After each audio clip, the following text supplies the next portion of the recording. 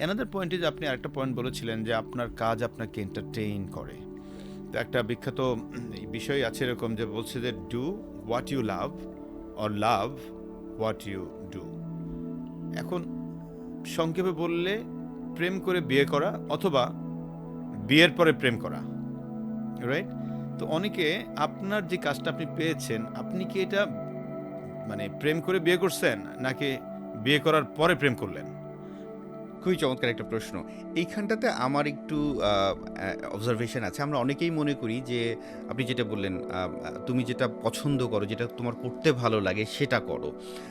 That is very important as well as এটা মাথায় রাখতে হবে আদৌ আমার ভালো লাগার জায়গাটা ওইটা নিয়ার ফিউচারে ওই ইন্ডাস্ট্রিটা কতটুকু গ্রো করবে, বা আদৌ আমার আর্থসামাজিক পরিস্থিতিতে এটা কতটুকু জাস্টিফাইড। আমি আমি দেখেছি আমার অনেক ফ্রেন্ড, আমার অনেক এক্স কলিগ, তারা শুধুমাত্র তারা তাদের প্যাশনের কারণে তাদের ক্যারিয়ার খুব একটা ডেভেলপ করতে পারে নাই। সো শুধুমাত্র প্যাশনের উপরে ফোকাস করলেই যে ক্যারিয়ার খুব ভালো হবে এটা ম্যাক্সিমাম ক্ষেত্রেই না। হ্যাঁ, প্যাশনটাকে আমরা প্রায়োরিটি দিতে পারি, ঠিক একইভাবে ওটাকে জাস্টিফাইড হইতে হবে, ওটা রিয়েলিস্টিক কিনা। অ্যাট দ্য সেম টাইম আমাদের দেশের ভৌগোলিক পরিসীমার মধ্যে এইটার বাজার কতটুকু আছে, এই ইন্ডাস্ট্রিটা কত বড় হতে পারে নেক্সট 5 ইয়ার্স, 10 ইয়ার্স, 20 ইয়ার্সে।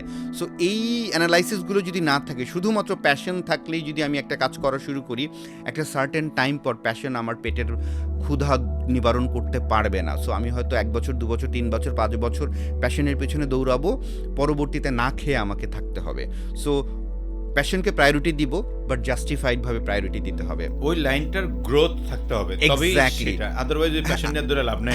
আদারওয়াইজ আমাকে যেটা করতে হবে, আমার জীবিকার জন্য যেটা সুইটেবল সেটা করতে হবে, এবং আমার ফ্রি টাইমে আমি আমার প্যাশনকে প্র্যাকটিস করতে হবে, Right. এবং ওইটাকে শুধুমাত্র প্যাশনের জায়গাতেই রাখতে হবে। এখন প্রশ্ন হচ্ছে, মারুফ লিয়াকত কি প্যাশন নিয়ে কাজ করছে এখন, নাকি এইটাকে আসলে ভালোবেসে প্যাশন তৈরি করে ফেলছে এটার মধ্যে? আমার রিয়েলিটি যেটা হচ্ছে, আমি প্রথম রিয়েল স্টেটে দুটো বাংলাদেশের স্বনামধন্য দুটো রিয়েল স্টেট কোম্পানিতে কাজ করেছি। কাজ করার কারণে আমি লাক্সারি সেগমেন্টের অ্যাপার্টমেন্ট আমাকে সেল করতে হতো, 5 কোটি, 10 কোটি, 15 কোটি, 20 কোটি টাকার ফ্ল্যাট সেল করতে হতো। সেল করার পরবর্তী পার্টি ছিল আমার ক্লায়েন্ট আমাকে বলতো, মারুফ ভাই ইন্টেরিয়ার করাবো কাদেরকে দিয়ে?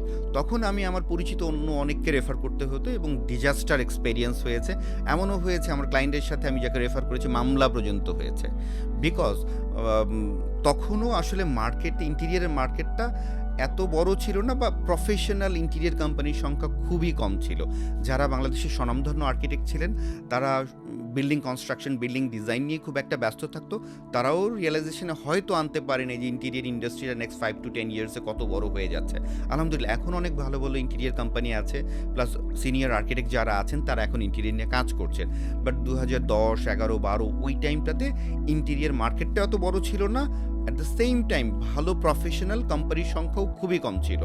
সো দ্যাট যেটা হতো, ক্লায়েন্টরা তো আসলে যারা 5 কোটি, 10 কোটি, 15 কোটি, 20 কোটি টাকাতে অ্যাপার্টমেন্ট কিনতো, তারা কিন্তু দেশ বিদেশ ঘুরে বেড়াতো, অনেক অ্যাডভান্স আর্কিটেকচার, অ্যাডভান্স ইন্টেরিয়ার তার এক্সপেরিয়েন্স করতো।